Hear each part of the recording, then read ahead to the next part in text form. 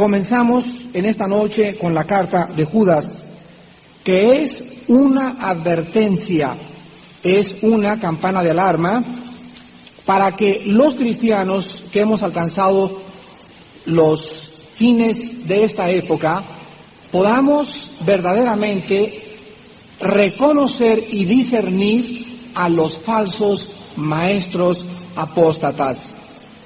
El libro de Judas, o la epístola universal de San Judas Apóstol, se encuentra antes del libro de Apocalipsis. Es el penúltimo libro de la Biblia. Y antes de que entremos a este libro, les voy a dar a ustedes alguna breve introducción acerca de la apostasía. Cuando el Señor Jesucristo comenzó con sus parábolas, Él comenzó a narrar y dijo lo siguiente: que la iglesia que tuvo su nacimiento 50 días después de la crucifixión, la iglesia que Él había ganado con su sangre, la iglesia visible, la iglesia organizada, la iglesia denominacional, a la que cada uno de nosotros pertenecemos, iba a estar mezclada con trigo y cizaña. Y el Señor Jesucristo dijo que muchas veces la cizaña iba a estar también disfrazada, que no íbamos nosotros a poder discernir o descubrir realmente que esos hermanos nunca habían sido salvados y que esos predicadores que muchas veces oímos ni siquiera tenían el Espíritu Santo. En la carta a Judas, Él los describe como los sensuales, que no tienen el Espíritu. Entonces, Cristo dijo que mientras nosotros nos acercáramos a la última época antes de que Él viniera, esta apostasía, la palabra apóstatar significa salirse fuera, abandonar el camino y no regresar. Significa desviarse, significa ser engañado y haber profesado alguna vez en la época haber creído en Cristo. Fíjese usted lo que es un apóstata. El apóstata es una persona que profesó el cristianismo, que asistió a una iglesia cristiana, que fue a cultos de oración, a cultos de predicación, a reuniones evangelísticas, que fue a desayunos y que posiblemente también algún día se paró en algún desayuno o en alguna iglesia o en algún lunes y él hizo una aparente profesión de fe en Jesucristo. Cristo explicó esto en el capítulo 4 de Marcos al describir la parábola del sembrador. Y él dijo que en las 4 ocasiones que la semilla se sembraba, solamente uno se había convertido verdaderamente. Ahora, ¿qué es la apostasía? ¿Quiénes son los apóstatas y cuál será el final de ellos? Vamos en esta carta a encontrar las respuestas a estas interrogantes. Pero quiero que vean en primer lugar de qué forma la Biblia, vamos con 1 Timoteo 4, constantemente está tocando una campana de alarma respecto a la apostasía que precederá la segunda venida de Jesucristo. Dice en 1 Timoteo 4:1, pero el Espíritu dice claramente, o sea, sin lugar a dudas, que en los postreros tiempos algunos, ahí está la palabra, apostatarán, se desviarán, se saldrán de la fe. Y nos dice aquí la causa, escuchando a espíritus engañadores y a doctrinas de demonios. Vean ustedes entonces por qué los apóstatas abandonan y muchas veces se vuelven nuestros principales enemigos. Cuando una persona, decíamos en el desayuno, por ejemplo, Jim Jones, el personaje central del desayuno de antier, era un apóstata de los pies a la cabeza. Era un pastor metodista graduado en el seminario metodista. Se recibió en la iglesia metodista y profesó ser pastor y comenzó con la Biblia y al final se llevó a más de 900 personas a la Guyana en Sudamérica y las hizo que se envenenaran, que tomaran Kool-Aid con veneno y todos creyeron que él realmente era el Mesías. ¿Qué pasó con Jim Jones? Él comenzó a abandonar los principios de la fe. O sea que cuando él comenzó a seguir a Cristo, no lo siguió de corazón. Y cuando vinieron las pruebas y se dio cuenta que era más importante el sexo, el dinero, la fama y el poder, Jim Jones comenzó a profesar su propia doctrina, a cerrar la Biblia y a erigirse él mismo el padre de sus seguidores. Entonces dice la Biblia que Jim Jones escuchó a espíritus que le engañaron y a doctrinas de demonios. Las doctrinas que él predicaba tenían su origen en los avernos del infierno. En 2 de Timoteo, en el capítulo 3, dice también el apóstol Pablo, versículos del 1 al 5, 2 de Timoteo 3, también debes saber esto, que en los postreros días vendrán tiempos peligrosos. Habrá hombres amadores de sí mismos, avaros, vanagloriosos, soberbios, blasfemos, desobedientes a los padres, ingratos, impíos, sin afecto natural, implacables, calumniadores, intemperantes, crueles, aborrecedores de lo bueno, traidores, impetuosos, infatuados, amadores de los deleites más que de Dios. Escuchen el versículo 5, que tendrán apariencia de piedad, pero negarán la eficacia de ella. A estos evita. O sea, estos falsos maestros, los apóstatas, tienen la apariencia de piedad. Vean ustedes que la apostasía va a culminar ¿en quién? En el más grande apóstata de todos los siglos, el anticristo. El anticristo vendrá como un ángel de luz al mundo. El anticristo vendrá diciendo que él puede sanar todas las dolencias físicas del ser humano, que él tiene la respuesta para los problemas comerciales y económicos del ser humano, y el anticristo vendrá con la apariencia de piedad. Por eso el mundo, que no tiene el Espíritu, no podrá discernir entre un falso y un verdadero hombre de Dios. Ahora nosotros vemos aquí entonces que los apóstatas se alejan de la iglesia, pero los que se quedan, escuchen esto, los que se quedan, y ahí es donde nosotros vamos a tener que comenzar a discernir. Ahora en Semana Santa, la familia Godoy y un servidor fuimos invitados a la Convención Médica Nacional de Médicos Cristianos en la ciudad de Guanajuato. Y en esta convención fue invitado, estoy seguro que los que lo invitaron eran hombres sinceros, médicos sinceros, pero que no pudieron discernir realmente quién era este hombre que habían invitado a ser uno de los principales oradores, un psiquiatra de la ciudad de Houston, director del hospital de Houston de psiquiatría. En la primera mañana que él comenzó a hablar, y lo primero que yo detecté fue que no usaba la Biblia. Bueno, dije, a lo mejor se la sabe de memoria, no hay ningún problema, ¿verdad?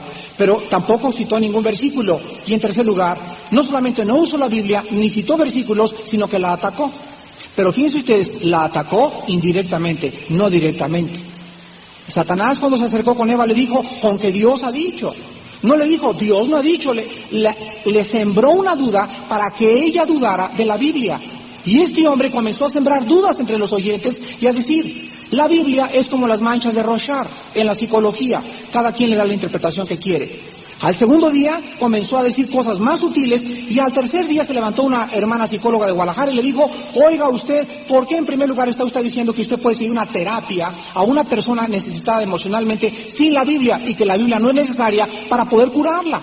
Y se aventó un rollo como de 1 hora y los envolvió a todos y era bien difícil discernir y todos creían que realmente era cristiano. Este hombre era un apóstata. Al finalizar la convención, yo lo único que pude hacer es pararme y decirle, usted tiene el espíritu del anticristo. Usted es el diablo, usted debería llamarse, como se llama, debería llamarse Luzbel. Y usted está haciendo tropiezo y usted está atacando a los cristianos y a mí no me importó. Había muchos hermanos alrededor que comenzaban a decir, ay, que qué exagerado, que esto, que el otro, que es un hombre bueno, etcétera, etcétera. Y tenían razón, no saben la cara de ovejita medio morir que tenía. Ojos de veras de borreguito, y debajo de todo ese disfraz se encontraba el veneno puro del mismo Satanás resucitado en su persona.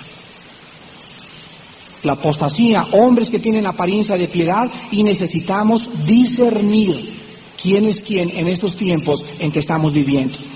Quiero mostrarles a ustedes 3 cosas que los apóstatas comienzan a meter entre la iglesia o la manera en cómo los podemos nosotros discernir. En primer lugar, los apóstatas pretenden hablar por Cristo, pero niegan, escuchen, niegan la deidad de Cristo y rechazan la autoridad de la Biblia. Este hombre ya en Guanajuato decía que la Biblia no era toda inspirada por Dios, que muchas veces había contradicciones y que muchas veces había cosas fanáticas o extremas en la Biblia. Dice en la segunda carta el apóstol Pedro, capítulo 2, versículo 10, las siguientes palabras, segunda de Pedro 2:10, y mayormente a aquellos que siguiendo la carne, andan en concupiscencia e inmundicia y desprecian el señorío, atrevidos y contumaces, no temen decir mal de las potestades superiores. Vean ustedes aquí de qué forma los apóstatas rechazan la autoridad final de la Biblia. Les voy a poner un ejemplo. Estábamos en esta convención de médicos y me preguntaban los médicos que qué pensaba yo acerca del método anticonceptivo. Que si una familia de cristianos o una pareja de jóvenes deberían usar pastillas anticonceptivas. Entonces yo sabía que es un tema de bastante controversia. Escogí 7 pasajes de la Biblia donde habla la Biblia que Dios es soberano en el nacimiento de los seres humanos, donde Dios es el que controla las matrices, donde Dios es el único que tiene la autoridad para decidir quién nace y quién muere, y Dios es el único que puede bendecir a un vientre estéril haciéndolo fructífero. Después de estos mensajes y después de estos principios bíblicos, alguien se paró y me dijo, entonces usted está siendo radical, y les contesté y les dije, discúlpenme, pero nada de lo que les he dicho yo es mi filosofía o mi verdad. Lo que les he dicho yo a ustedes es lo que la Biblia dice, y la Biblia habla, escuchen, verdades absolutas. La Biblia es radical. Aceptamos el radicalismo, el absolutismo, el extremismo y, como dicen muchos, el fanatismo muchas veces de la Biblia, o no la aceptamos. En la Biblia no hay términos medios. En la Biblia eres o no eres.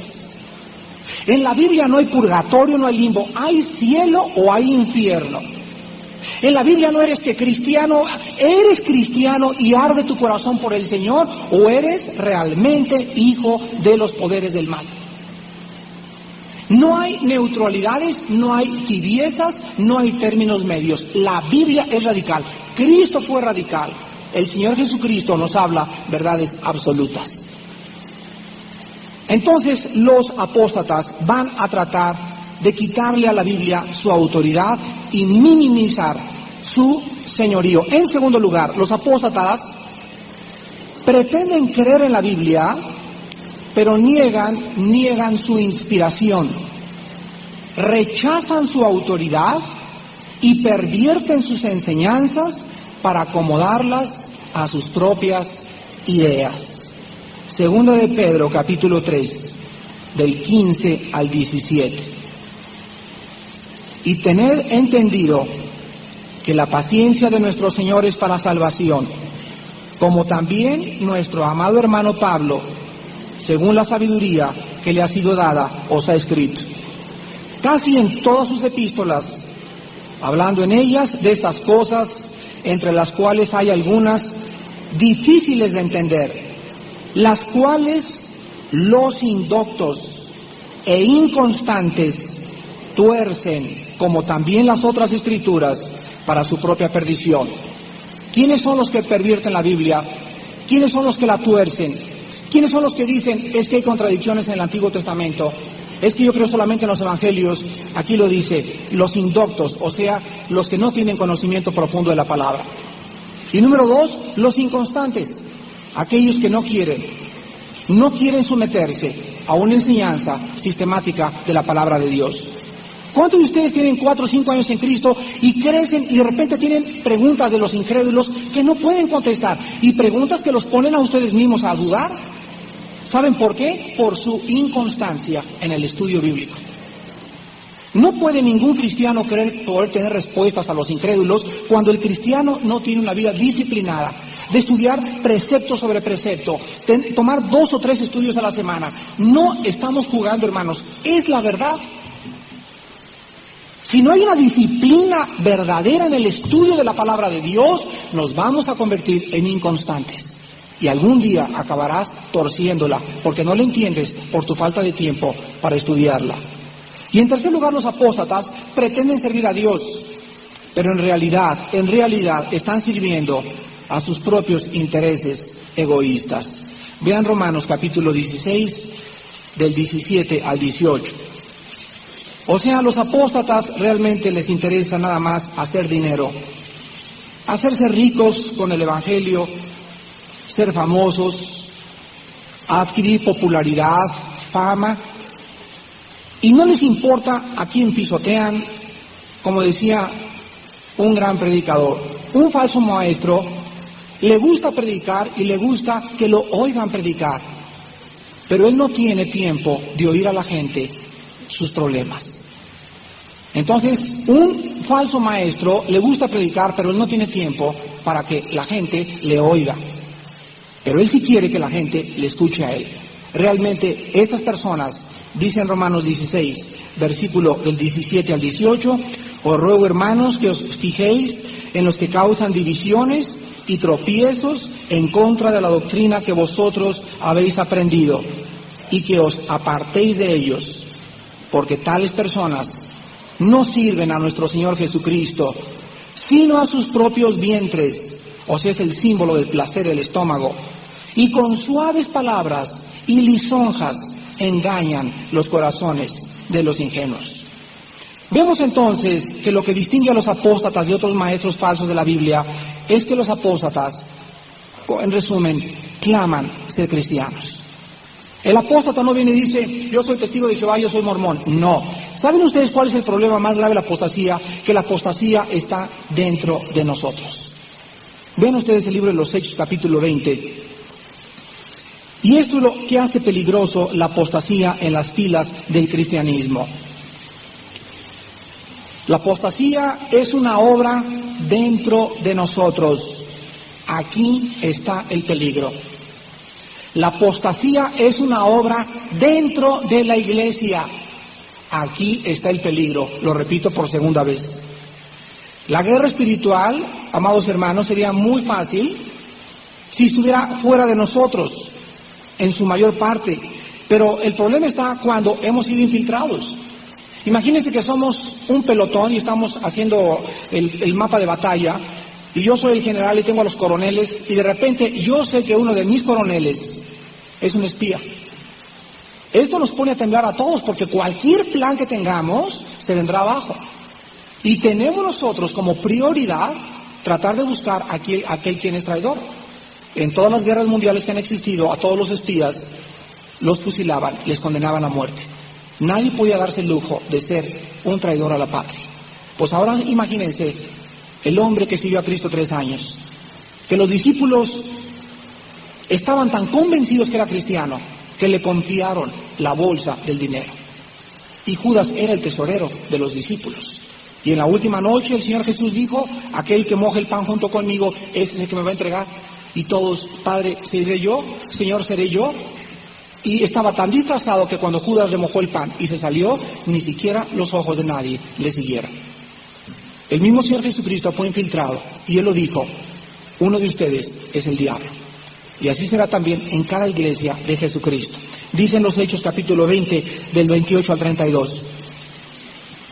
Pablo ya se va de Éfeso. Pablo ha fundado una iglesia, y este es el consejo de Pablo. Vean qué profundidad y la advertencia que les hace. Hechos 20, del 28 al 32. Por tanto, mirad por vosotros. Vean ustedes que en primer lugar tenemos que cuidarnos. O sea, hay hermanos que vamos desde mañana a fijarnos en los demás. Mira, primero fíjate en ti mismo. Primero, fíjate en ti mismo. Primero, asegúrate que tienes un corazón limpio. Asegúrate que amas a Dios con un amor no fingido. Que tu fe es nacida del corazón. Que realmente tus motivos para servir a Dios no es porque Dios te vaya a sanar a alguien, o porque tú veas un milagro, etcétera, etcétera, sino simplemente porque Él murió en una cruz por todos nosotros. Cuando tú te asegures a ti mismo, entonces serás lleno del Espíritu Santo.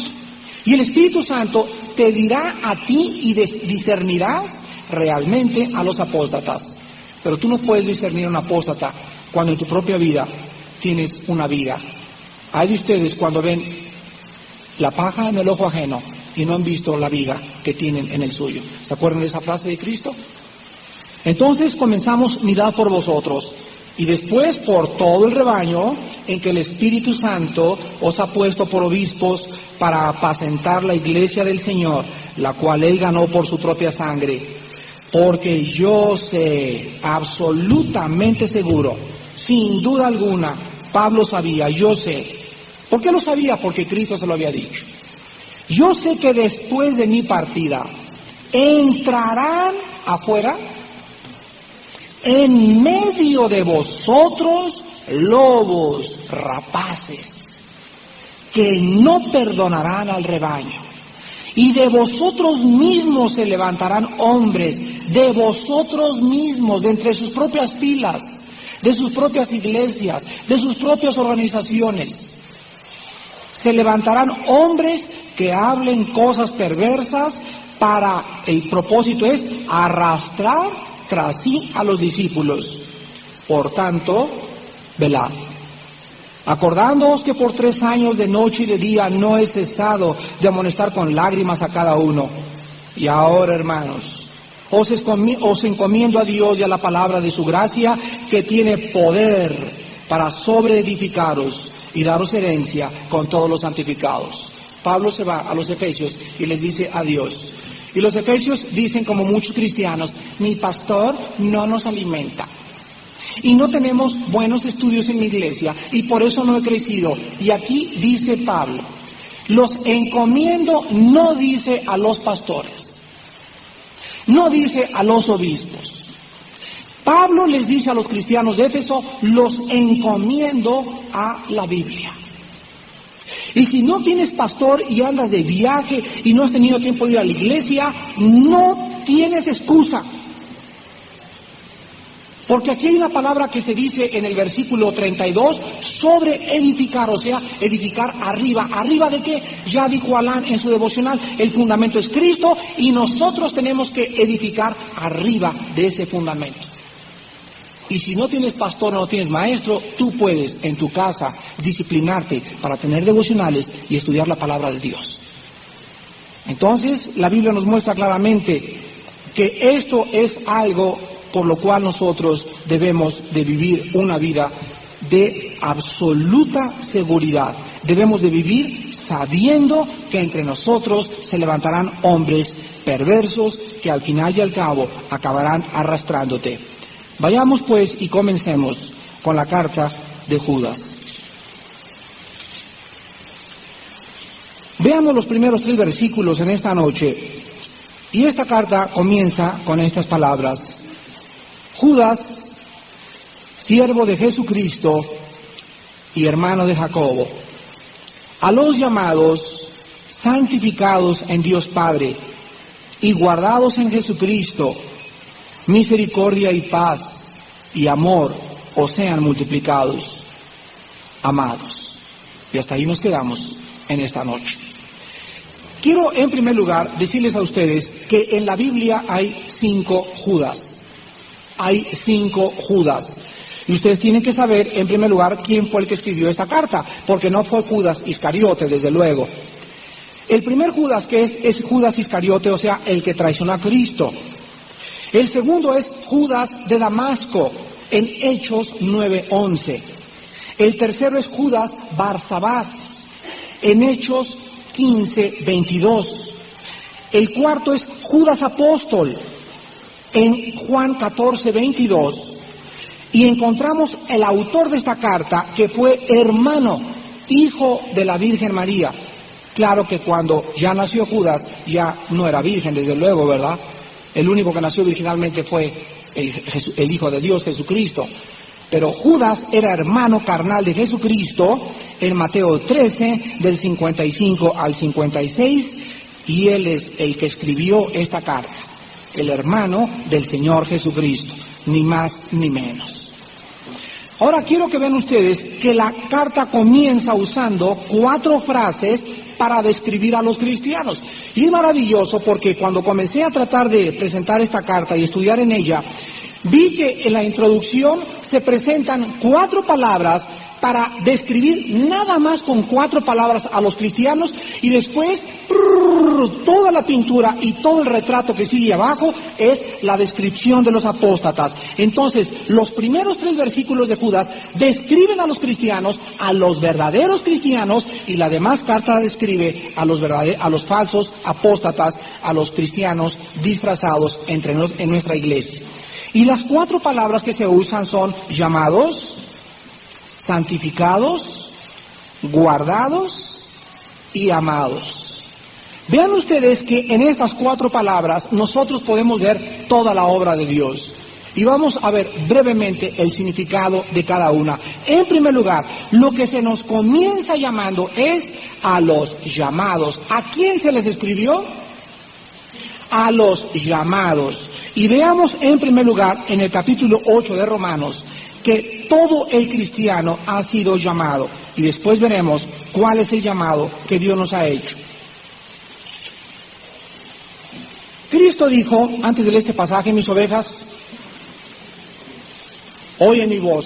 Cuando habla Jesús, hay algo dentro de nosotros que nos hace hacer esto. Si habla aquí, volteo para allá. Si habla allá, pero cualquiera que sea cristiano puede reconocer el llamado. Un cristiano nacido de nuevo nunca podrá apostatar porque el Espíritu Santo lo impedirá. Podrá irse con la finta por ahí 1 o 2 semanas o 3 semanas, pero el Espíritu Santo va a llamarlo de nuevo al pelotón.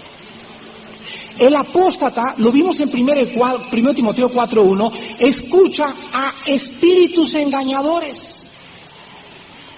Dice en Juan 10, Cristo, mis ovejas no oirán la voz del que no es el buen pastor.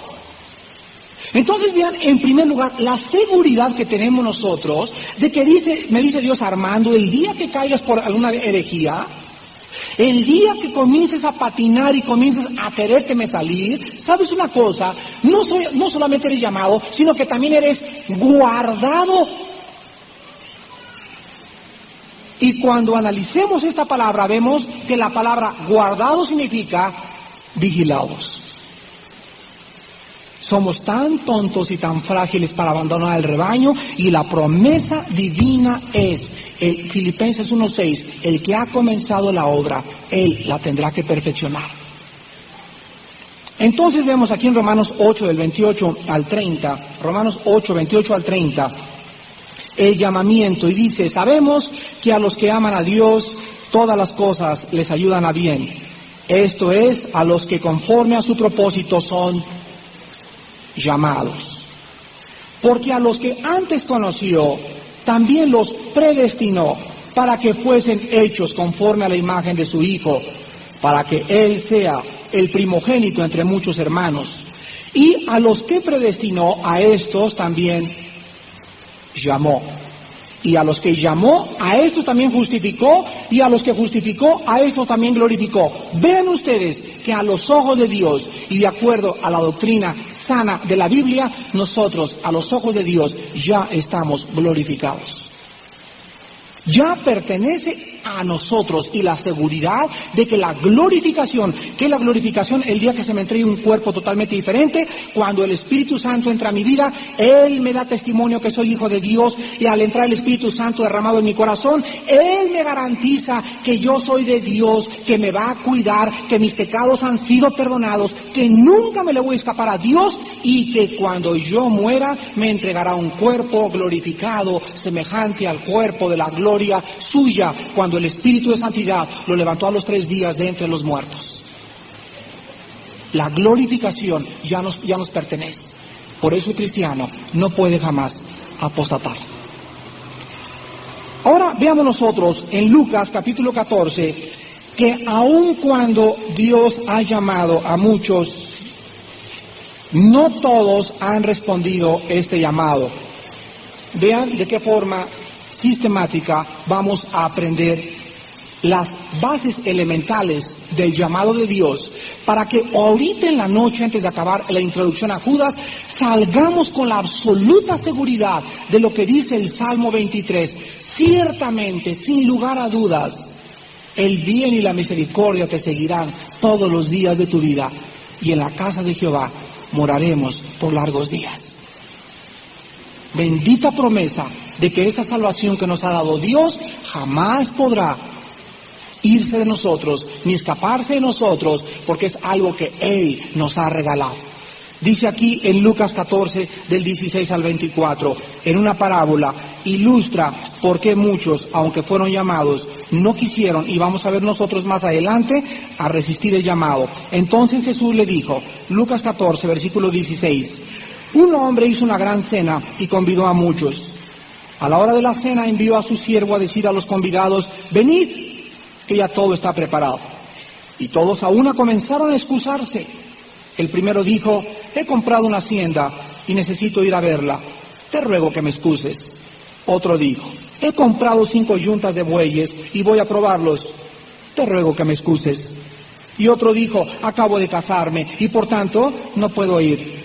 Vuelto el siervo, hizo saber estas cosas a su señor.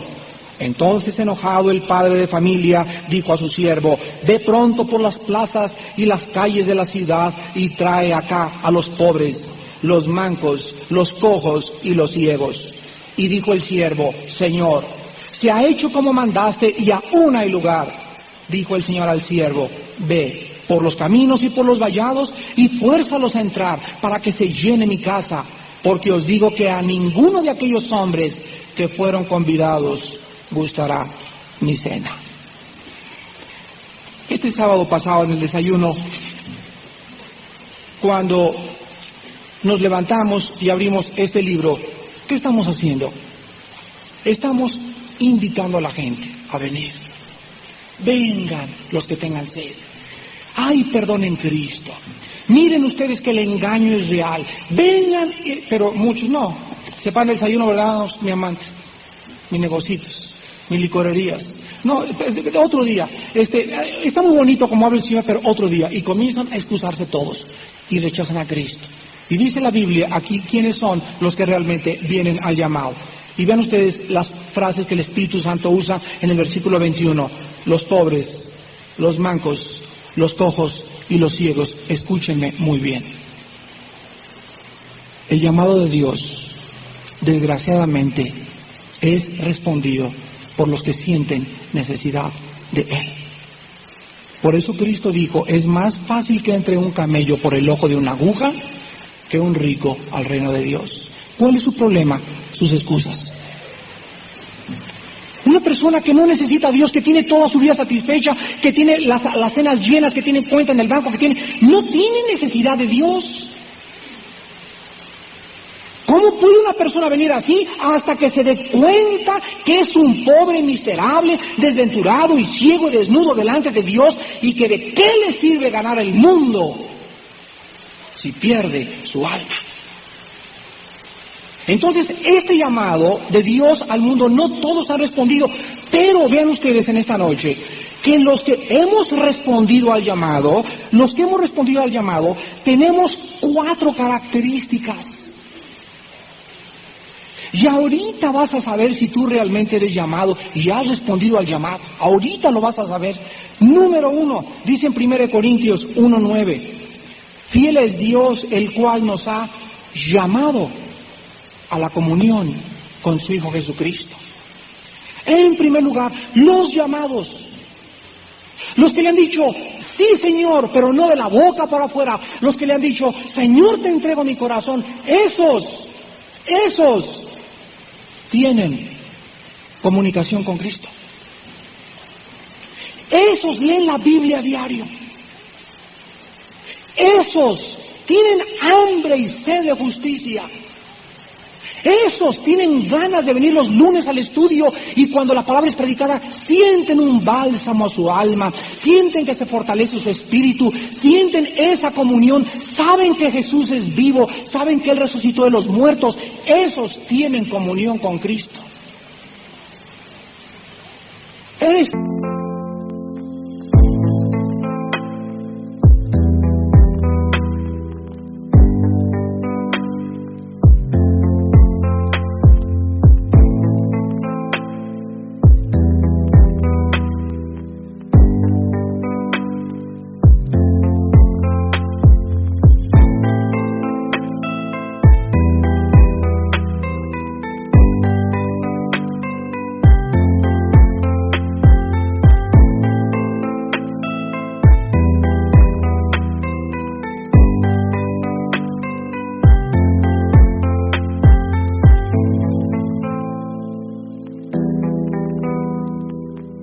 llamado verdaderamente de Dios y no tienes comunión con Cristo, no tienes, la palabra koiné que se usó aquí para comunión es comunicación, no te comunicas con Él, o sea, esos tienen una vida de oración.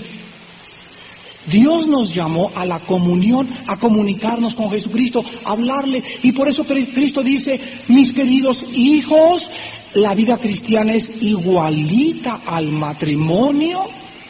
¿Para qué me casé con mi esposa? Para tener comunicación con ella, para acostarme y platicar, para viajarme y platicar, para sentarme y platicar, para dejarla que me abra su corazón y que me cuente y que me diga y tratar de identificarme en ella y meterme y ser compasivo y meterme en sus zapatos y tratar de descubrir sus emociones, sus sentimientos, sus necesidades físicas, emocionales, comprenderla, mezclarme, hacerme uno con ella. Ella hace lo mismo con dos y los dos entonces somos una sola carne y esto solamente Cristo lo puede lograr. Pero si tú estás casado y tienes una semana que no te comunicas con tu esposa, lo único que le dices es, vieja, dame de desayunar, vieja, mira nomás cómo están los niños, vieja esto, el otro, tienes años que no te sientas con ella en Bípsila, enfrente, háblame, platícame, y te suelta un rollote de 2 horas, escúchala. Para eso nos casamos, para tener comunión como esposos. Cuando se rompe la comunión, cuando estás sentado con tu esposo y no tienen que platicarse, no tienen que hablar, y ya no saben ni qué decirse uno del otro, ya hay un divorcio emocional en ese matrimonio. Cuando ya no tienes que decirle a Dios nada, pues ya no tengo ganas ni de orar, no tengo ganas ni de leer la Biblia. Hay pecado, o no eres cristiano, porque Él nos llamó a la comunión con Cristo. Número 2, en Primera de Pedro 1:15, dice el segundo llamamiento, y como aquel es santo, sean ustedes santos en toda vuestra manera de vivir. El segundo llamamiento, o la segunda seguridad que tenemos nosotros de que hemos sido llamados, es que en el momento que somos llamados y le decimos, sí Señor, te entrego mi corazón, no solamente comenzamos a tener comunión con Él, sino que también comenzamos a alejarnos más y más del pecado. Esa es la santificación. Desde que tú te convertiste, ¿qué tanto más odias la maldad y el pecado? ¿Tienes el mismo concepto del adulterio que tenías antes de que fueras cristiano? ¿O ahora que tienes 1 o 2 años en Cristo, ya cuando ves adulterio, ya ni siquiera cuando viene a tu mente la idea del adulterio, lo desechas de inmediato porque sabes que el adulterio es pecado y es grave delante de Dios? ¿Qué concepto tienes ahora de la fornicación? Ustedes que son jóvenes y que se dicen cristianos. Cuando ves a tu novia y comienzas a propagarte las caricias, en ese momento el Espíritu Santo te convence y te dice, detente por favor. Y algo te convence aquí, dices, Dios mío, no lo puedo hacer. Esa cosa que te restringe, que te controla y que te impide que tus pasiones se desborden, es el Espíritu de santidad. Si tú no tienes este control y este amor por las cosas santas, se podría dudar que tu llamado es verdaderamente efectivo. En tercer lugar tenemos en Hechos 1:8, el tercer llamado, y recibiréis poder cuando el Espíritu Santo venga sobre vosotros y me seréis testigos en Judea, Samaria y hasta lo último de la tierra. Aquel que le ha entregado su corazón a Cristo, aquel que está convertido, aquel que tiene al Espíritu Santo, aquel que tiene comunión con Dios, ese y no otro es el único que habla de Cristo a sus amigos. Desde que tú te convertiste, sientes algo que de repente estás con tu amigo en la escuela o con tu secretaria ¿sientes algo que le quieres hablar de Cristo? Pero no, fíjese que Dios le ama. ¿Sabe usted que Cristo le ama? Estas son frases estereotipadas que los mismos incrédulos dicen, ¿de qué estás hablando? ¿Cómo que Dios me ama? Peace and love, Dios le ama. No, el cristiano le comunica, el cristiano sabe que en primer lugar esa persona que está enfrente de ella es una persona, número 1, que está en tinieblas. No esperes que te comprenda el mensaje la primera vez que tú le compartes. Porque está en tinieblas, no hay conocimiento, no hay luz, y en segundo lugar es ignorante totalmente. A lo mejor es católico o ex monje, o tuvo una decepción o está amargado, a lo mejor es ateo, pero con esos 2 problemas te vas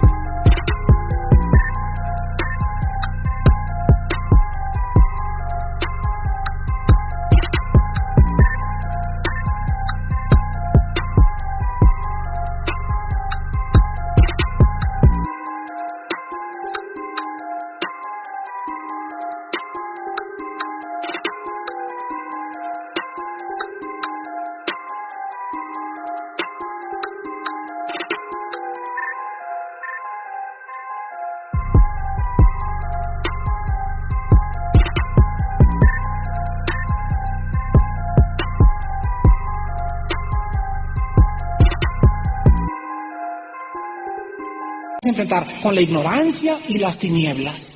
Entonces el cristiano tiene paciencia para ganar las almas. El cristiano no se da por vencido. El cristiano es compasivo, comienza con la persona, mira, te invito a un café, a identificarte, a ganarte la confianza, y poco a poco le vas presentando que la solución a sus problemas es sus pecados, y en la cruz fueron arreglados, y tú le dices, querida María, tienes en esta noche que entregarle tu vida a Jesús, pero comprende que si tú mueres en tus pecados, tú te condenas eternamente. Y si no presentas el plan de salvación, es porque no tienes al Espíritu Santo. Solo el que tiene el Espíritu Santo tiene la sabiduría para ganar las almas. Las estás ganando tú. Es triste que cada vez que una persona se encuentra con un incrédulo, pastor, ¿puede venir al velorio? ¿O puede venir a mi casa para testificarle a mis amigas? ¿Por qué no lo haces tú? Porque ellos realmente ni siquiera tienen la seguridad de su propia salvación. Y en último lugar, en 1 Corintios 7:15, la última parte, dice, porque a paz hemos sido llamados. En cuarto lugar, el cristiano, el que ha sido llamado, el que tiene comunión con Dios, el que testifica de Jesucristo, ese y no otro, tiene una paz que sobrepasa todo entendimiento. El verdadero cristiano o la verdadera cristiana es la que dice, realmente no me estaré volviendo loco. ¿Cómo es posible que ante esta tragedia y todo pueda yo tener esta calma? Realmente parece como si traigo 5 ecuaniles. ¿No será que algo está mal dentro de mí? No, es el espíritu de paz que Dios ha derramado sobre todo aquel hijo suyo que tiene comunión con Él. Esa paz que sobrepasa todo entendimiento es la evidencia más grande de que realmente somos llamados por Jesucristo. Y esa paz, dice la Biblia en Colosenses 3, debe gobernarnos como un árbitro. Ahí dice, la paz de Dios gobierna vuestro corazón. La palabra gobernar ahí en el griego es arbitrear. Que cada vez que ustedes hagan algo mal y cada vez que yo hago algo mal, inmediatamente el primer síntoma, la primera manifestación, yo siempre he tratado de seguir este principio bíblico y créanmelo, que siempre me ha funcionado. Yo siempre digo en la mañana cuando oro, en esta mañana me tengo que levantar y no importa qué pase o qué circunstancias esté atravesando, no importa que prenda la televisión y que pase esto y que se cayó el ángel de la independencia, perdón, es la ángela de la independencia porque no es ángel, ¿verdad? Ya le vi el busto el otro día desde el Hotel María Isabel, etcétera, etcétera. Cuando pasen todas estas cosas, el cristiano tiene que tener paz. Y el momento que yo no tengo paz, que ya estoy, ¿verdad?, o irritado o algo en ese momento yo sé que no estoy en mi control. Cuidado pues cuando nosotros hagamos decisiones sin tener paz. Cuidado cuando tienes prisa. Dice Isaías, el que cree no se apresure. Qué precioso versículo. Realmente dice que la prisa es pecado. La prisa es pecado. Porque todo está bajo el control de Dios y todas las decisiones que tomemos tienen que ser tomadas con la paz de Dios, con tranquilidad y con el relajamiento total de que el Espíritu Santo me está guiando. Y si no tengo esa paz, no me caso, ni hago el negocio, ni me voy de viaje, ni compro ese coche, ni compro esa motocicleta. Si no tengo esa paz, yo no puedo garantizar que me está guiando el Espíritu Santo. Regresamos a Judas y veamos la segunda palabra, y es la palabra santificados. Aquí vemos que los cristianos no solamente somos llamados, en el momento, vean ustedes los pasos de la vida cristiana, Dios nos llama, respondemos. Ya vemos que no todos responden, porque Dios ha extendido su llamamiento a toda la humanidad. De tal manera amó Dios al mundo que ha dado su unigénito para que todo aquel que en él cree. El Evangelio se extiende al mundo entero. Los que tengan hambre, vengan y compren pan y vino sin dinero. Los que tengan sed, vengan a saciar su sed. Los que se sientan insatisfechos, vengan a Cristo y ríos de agua viva. Pero vemos que no todos han respondido a este llamado. Ahora, los que han respondido, viene Dios y los agarra y los pone aparte. Esto se llama santificar. Dice en 1 Corintios 6, 19 al 20, ¿o qué no sabéis que vuestros cuerpos son templo del Espíritu Santo? ¿Y que no sois vuestros? ¿Y que habéis sido comprados por precio? Glorificad pues a Dios en vuestro cuerpo y en vuestro espíritu, los cuales son de Dios. La palabra santo no significa que seamos buenos, no significa que seamos mejores que otras personas, no significa que porque había algo bueno Dios nos hizo santos. La palabra santo significa que Dios ha entrado a vivir a mi cuerpo y eso me hace ser.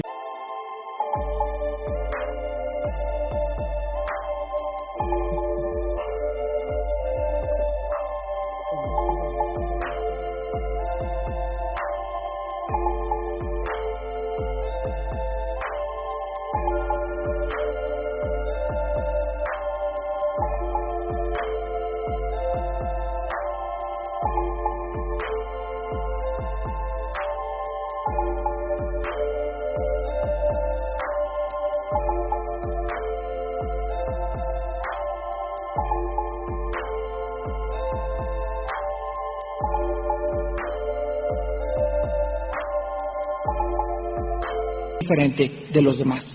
Entonces el santo no es el que canonizan y pasan 10 años y vamos a canonizar a Santa Catarina porque se descubrió que nunca le pegó a sus hijos, o porque nunca se casó, o porque se fue de rodillas durante 15 cuantos desde Chalmas hasta Tlalnepantla, bla, bla, bla, bla, bla, bla, y creo que es la persona y la vamos a hacer santa. Un momento, nadie puede santificar más que Dios el Padre.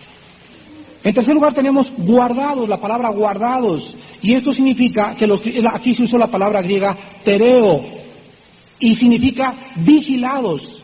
Dice en Juan 10, versículos del 28 al 30, el mismo Señor Jesucristo, respecto a esta seguridad de que Dios nos ha puesto un cerco alrededor, nos tiene súper vigilados, tan cerca que somos la niña de su ojo.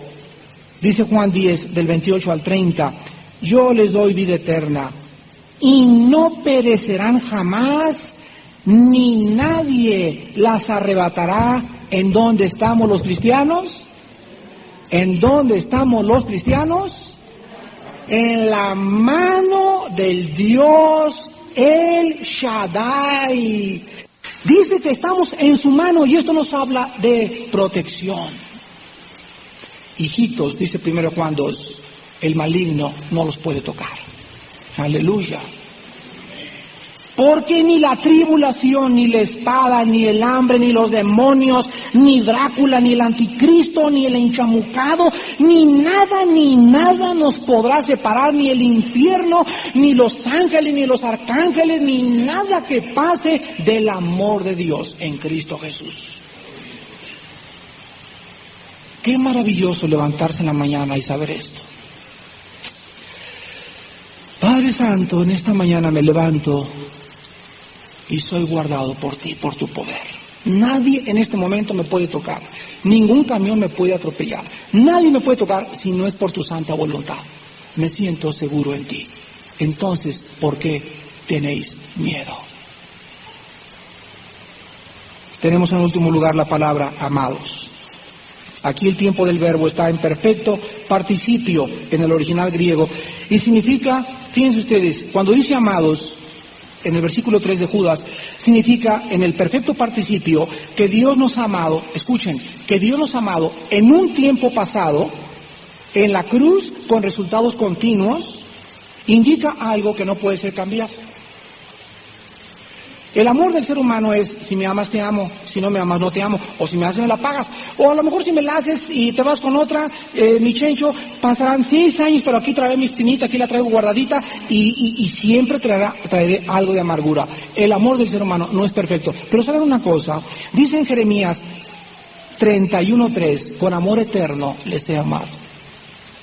Fíjense ustedes, antes de que fuera creado el mundo, en la mente de Dios ya había un plan. Él conoció el plan. Y en ese plan ya estaba Juan Pérez, ahí estaba Juan Pérez. Sabía Dios con quién iban a nacer, qué padres iba a tener, etcétera, etcétera. Y desde que estaba ahí y cuando nació Juan Pérez, Dios sabía que Juan Pérez iba a convertir y lo comenzó a cuidar desde antes de que se convirtiera. ¿No es verdad?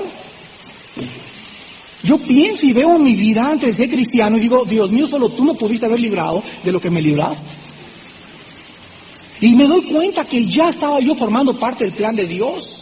Y que cuando Él me llamó, Él sabía yo que me iba a convertir. Y también Él sabe los que no se van a convertir, pero también sabe que es por su propia responsabilidad por lo que no se convirtieron. Pero como Él ya sabe quiénes se van a convertir, los comienza a cuidar desde que nacen. Gloria a Dios. Aleluya. Nuestros hijos están ahí. Ahí sabe el Señor y desde ahorita ya los está cuidando, los está rinconando y ellos van a ser salvos. Es maravilloso poder saber que los cristianos somos amados. Y es un amor eterno con el cual Él nos ha amado.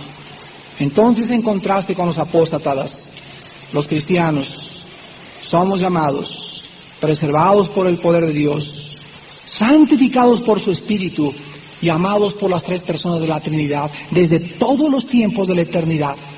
Y sabemos que ese amor de Dios lo irá a perfeccionar y nunca jamás en nuestra vida nos podrá abandonar, porque estoy con ustedes todos los días hasta el fin del mundo. Y hermanos, preparémonos porque el final se acerca a este mundo. Oremos.